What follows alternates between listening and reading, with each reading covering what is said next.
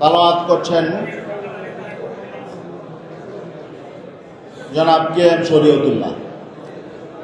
শরীয়তুল্লাহ।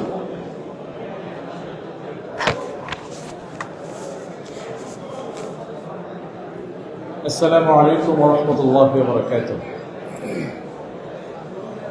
أعوذ بالله من الشيطان الرجيم. بسم الله الرحمن الرحيم. شهر رمضان الذي أنزل فيه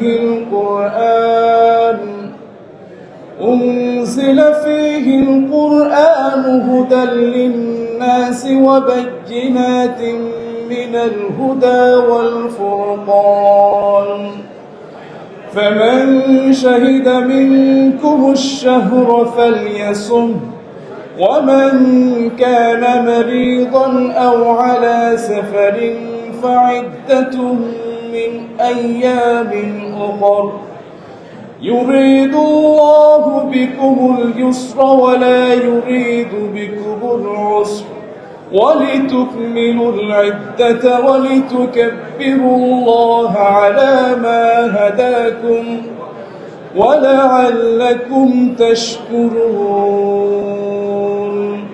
صدق الله العظيم.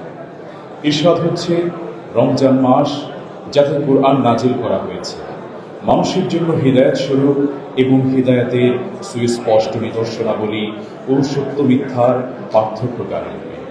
সুতরাং তোমাদের মধ্যে যে মাসটিতে উপস্থিত হবে সে যেন তাতে সিয়াম পালন করে, আর যে অসুস্থ হবে অথবা সফরে থাকবে তবে অন্যান্য দিবসে সংখ্যা পূরণ করে নেবে। আল্লাহ তোমাদের সহজ চান এবং কঠিন চান না। আর যাতে তোমরা সংখ্যা পূরণ করো এবং তিনি তোমাদেরকে যে হিদায়াত দিয়েছেন তার জন্য আল্লাহর বরত্ব ঘোষণা করো এবং যাতে তোমরা শুকর করো। মহাগ্রন্থ আল কোরআন সূরা বাকারা আয়াত 9 185।